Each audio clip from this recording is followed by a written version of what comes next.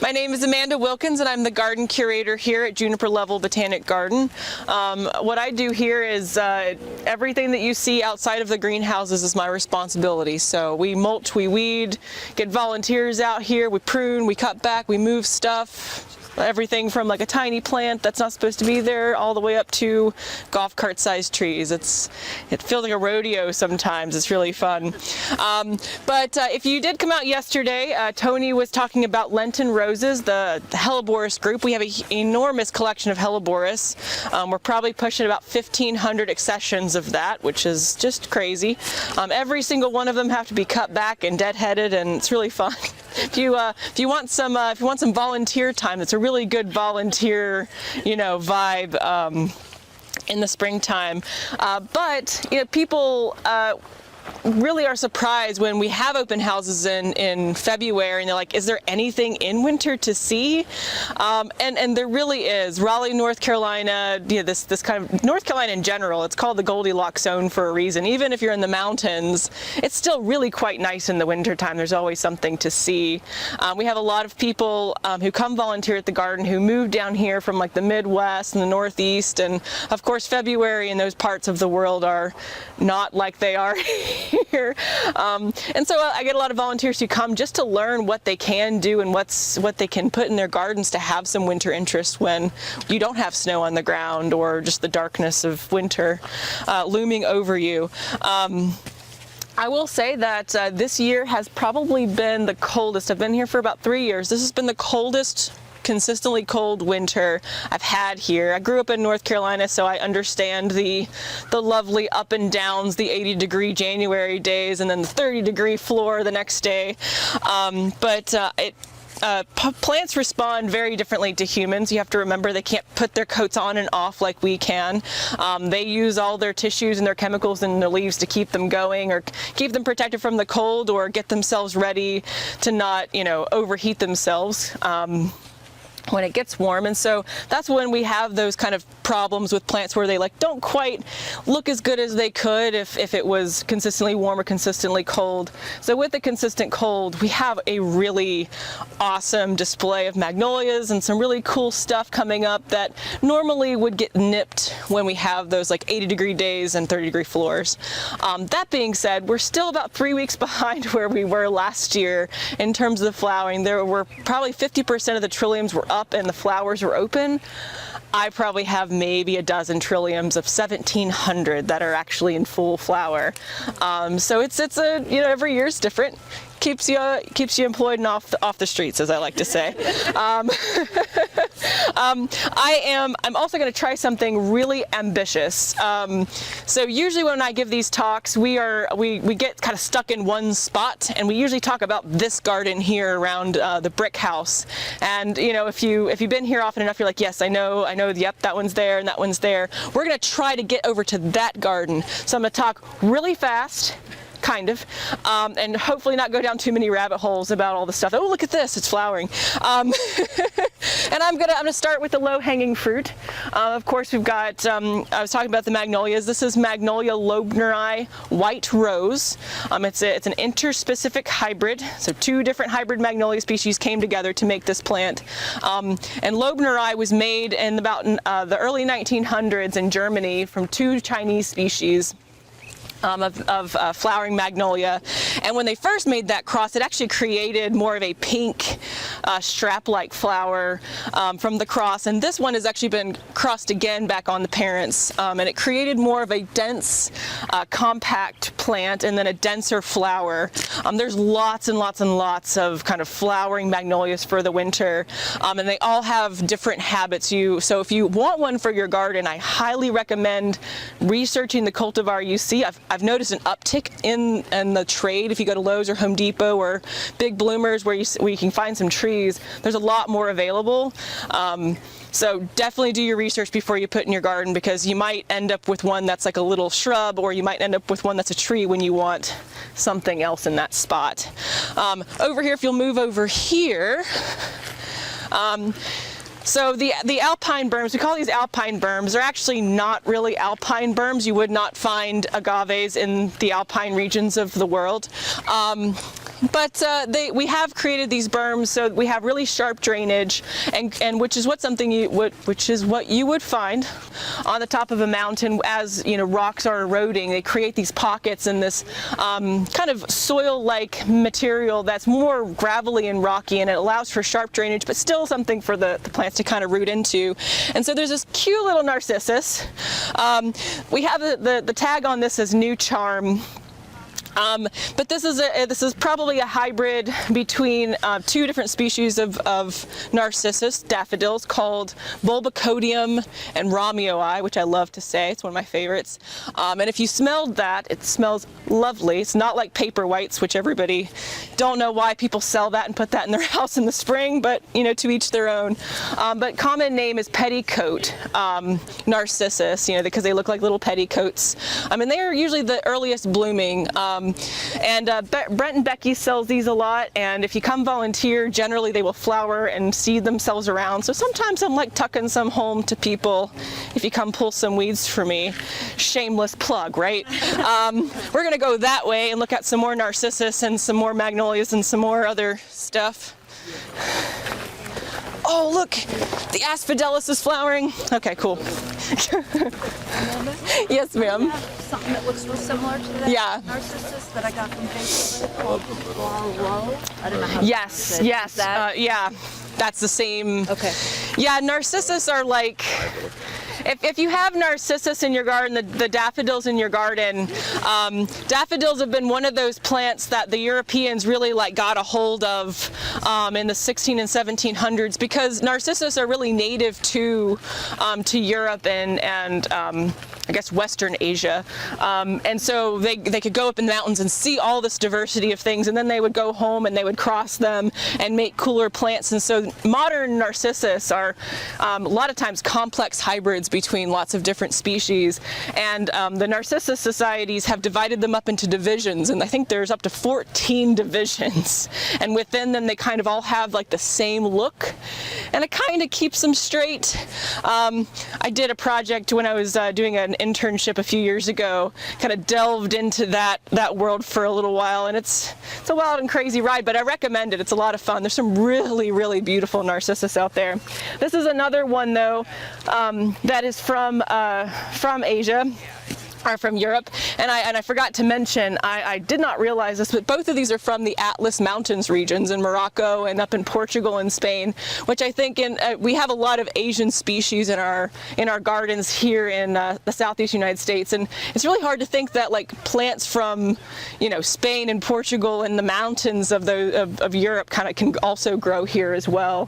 But this is another early spring flowering one, and I love this one because it's such a sweet smell. It just you don't really expect it, but occasionally, especially in the afternoon, you walk by this and you go, that's nice, and you kind of walk back and that's really nice, what's that? And it's this guy.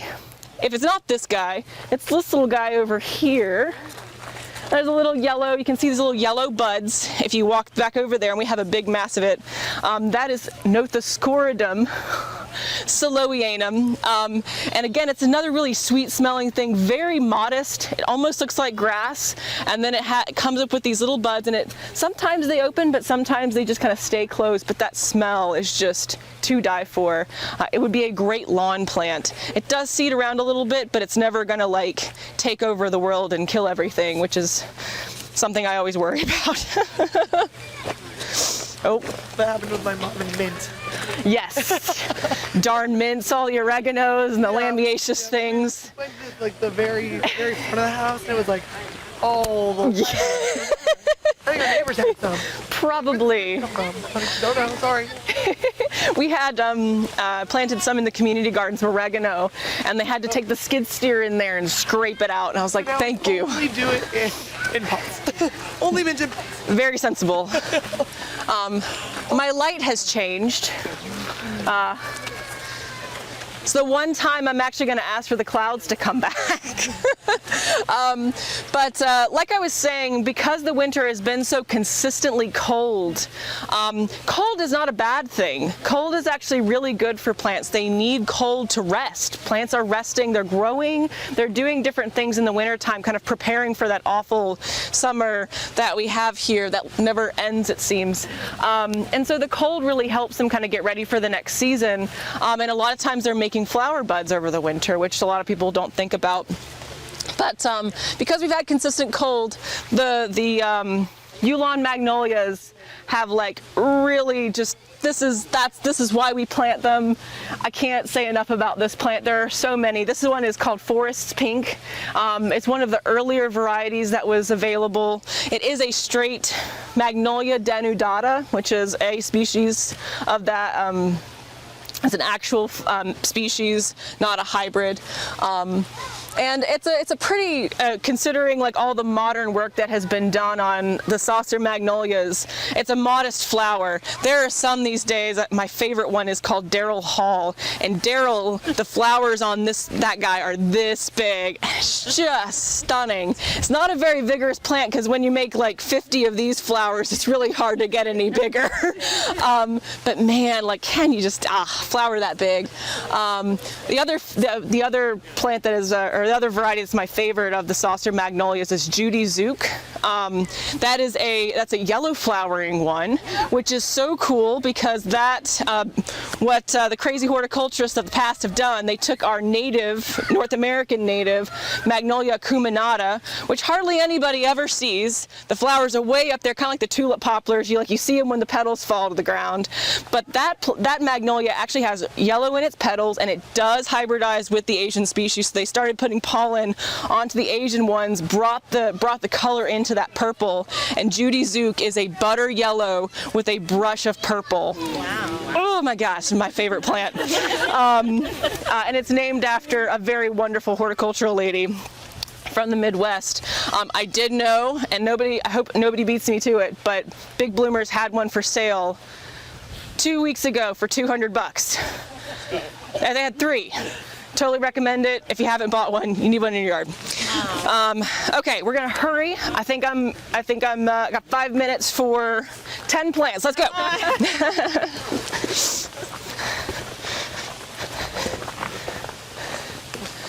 Isn't that great? That's 20 years old. Wow. Yeah, man. I think that was still the Yeah, I know. The soil here is insane, isn't it? As we all walk by, if you have recently purchased a home in Raleigh, North Carolina, and actually really in North Carolina in the last 30 years, you probably have ended up with a loropetalum in front of your house as the hedge, right? You know, there's like that evergreen like button thing that everybody shears into oblivion, and bless its little heart. That right there, everybody, is a loropetalum. Loropetalum chinensis, and that's either zhuzhou or pink something or other. I can never keep them really straight because they all look the same at this age. But what I want you guys to notice is that it's flowering, and it's just now starting. If you give this like another week and a half and another puff of like warm air, that's just going to be a puff of pink petals and awesomeness. And hardly anybody ever sees this in their front yards underneath their windows because they shear them in the winter time and they shear all the flowers off. So, you know, knowing what plants you have in your yard is really important. Keeping the landscapers with a you know, happy trigger hedge climbers from coming into your yard who don't know what they're doing sometimes away from them, you can really get a nice fuzzball. And if you want a fuzzball, prune it in the summer. Shear it in the summer and leave it alone. It'll be fine. It's only going to put on another 15 feet of growth between now and winter. It's fine. I'm being very facetious, everybody, kind of.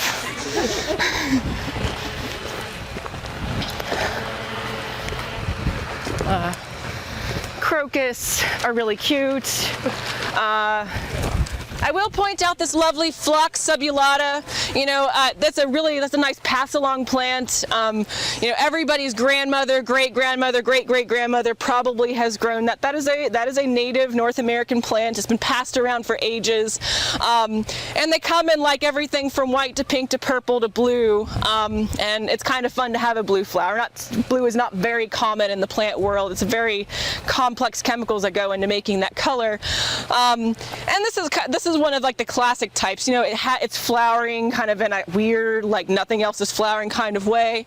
But there are two that we offer for sale that have been bred by a good friend of ours, Hans Hansen, Bedazzled Pink and Bedazzled Purple. Last year, I swear to goodness, Bedazzled Pink was flowering from the end of December until after open house. Solid. It was just a puff of pink, did not stop flowering, smelled wonderful, kept growing. I can't recommend it enough. I'm not huge into those things sometimes, but that one, Bedazzled Pink and Bedazzled Purple for sure. Okay, we got a big crowd. Where am I gonna fit everybody? Okay.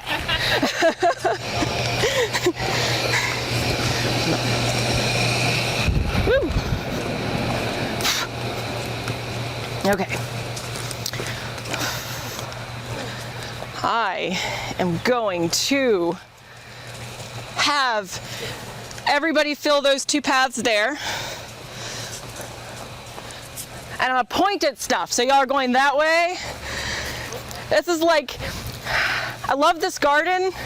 It's really hard to give talks to big groups of people. Let's see here. Let's pick something that's not gonna mess up my plant here. Come on, come on. Sound like one of those like crazy preacher people in the brickyard. This plant is awesome. So what I'm talking about, first off, there's a really cute patch of it right here. This is Pakisandra Procumbens.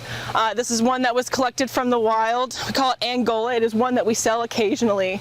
And if you might have an Asian version of this. There's Pakisandra terminalis. Sometimes they call it like ground spurge or Japanese running spurge. I don't know why, because it's not a spurge at all, but you know, danger of common names. And Pakisandra terminalis, the Japanese running spurge, can be really aggressive, creates this like solid mass. There's actually some right in front of the people that are standing at that end on the ground. And it has like a much more like upright tree-like habit. I'm not a huge fan of aggressive plants because I want to fit a lot of plants in my garden, and I don't really want to give a lot of plants a lot of space. But I love Pakisandra Procumbens because Procumbens means to lay down. So it is very dainty. It kind of comes out from kind of a central point, and then it just kind of, the foliage kind of lays out. And the foliage can be really beautiful. It has this nice spotting on it, and it's not terribly aggressive. And then you have these beautiful white candle-like flowers that come out of the center. And right now, this one's just kind of getting started, but they'll keep going, and they'll keep kind of expanding up almost like an inch or two above the foliage. And it smells wonderful. It's crazy to think. So this is native to North America. This is related to boxwoods. So if you've ever smelled your boxwood flowering, this smells like that, but even better. And people are welcome to pass it around and smell it. The other plant I'm going to talk about. Wasn't expecting this many people. Is Ruskus. And everybody's like, yeah, Ruskus, it's the butcher's broom, common name. Amanda, it's very green. Where are the flowers? The flowers are underneath the leaves. Well, actually, they're phytoclades. And they are coming out of the center of the phytoclades. So right there above my fingertip is a tiny little flower. This plant is in full flower right now. It's making little fruits right now, and it's doing its thing. Ruskus, we have probably the largest collection of Ruskus in the United States. Have not confirmed that, but I feel very comfortable about that. Ruskus is native to South Asia, in the stands and the Middle East, and they call it butcher's broom because it hurts, and it's very easy to cut it and scrape your butcher's block to get the blood and the guts off. And trust me, when you have to prune out the dead leaves, you really feel like the blood and the skin is coming off. We have special gloves that we have for the gardeners just to clean up this plant.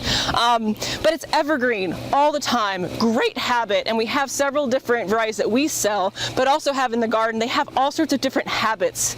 And the fact that they're evergreen and they don't really go crazy, it's a very modestly tight clumping plant. You get this really good, interesting texture for the winter garden, and you always have the fun story of let's go see if it's flowering. My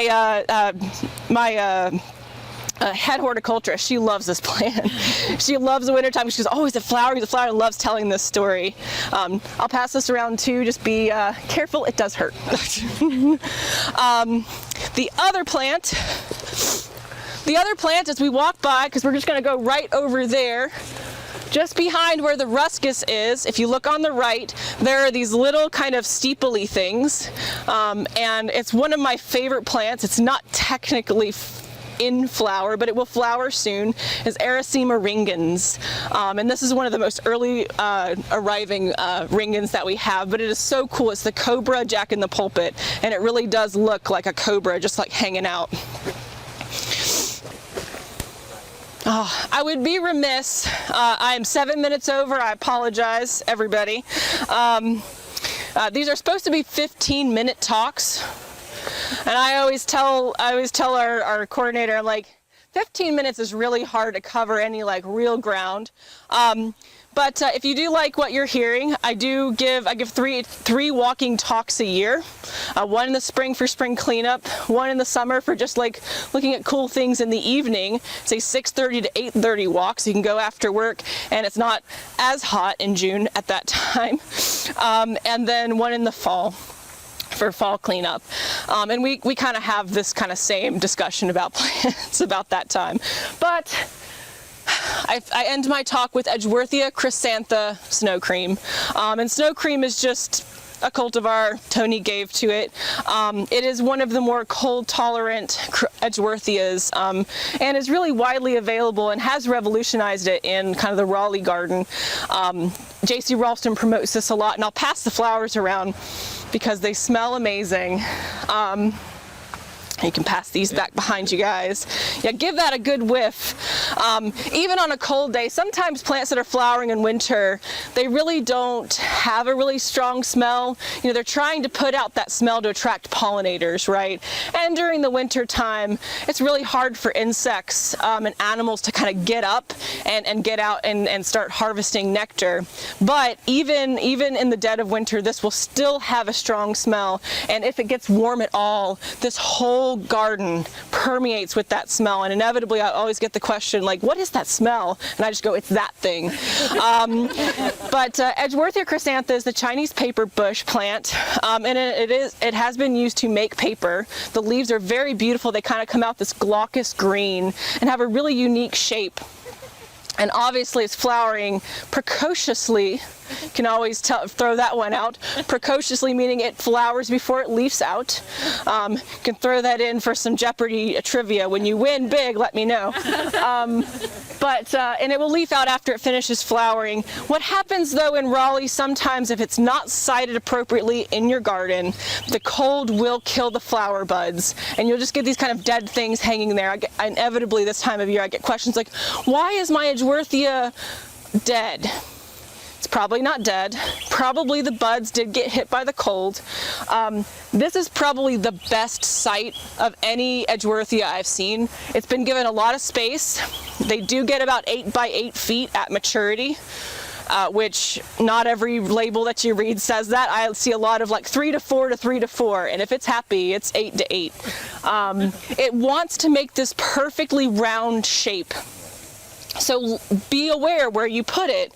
Whatever you put it next to, it's going to want to make that round shape. So it will start getting awkward. It does not compete well. So it'll start getting that weird, like, I'm going to try and fit in this spot look. And it doesn't look good.